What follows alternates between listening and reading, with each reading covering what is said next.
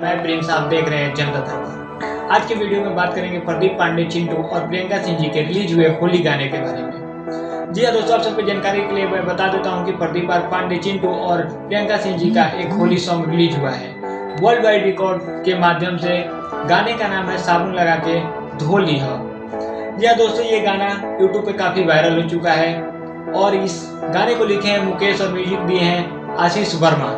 जी हाँ दोस्तों, आप सबको जानकारी के लिए बता देता हूँ कि अभी तक इस गाने का व्यूअर 1.3 मिलियन प्लस हो चुका है और ये गाना लोगों को बहुत पसंद आ रहा है। इस गाने की खास बात यह है कि इसमें काजल रघवानी जी ने परफॉर्मेंस किया है, जो कि एक बहुत ही उम्दा कलाकार है और इस गाने की खूबसूरती बढ़ा रही है। आज के वीडियो में बस इतना ही।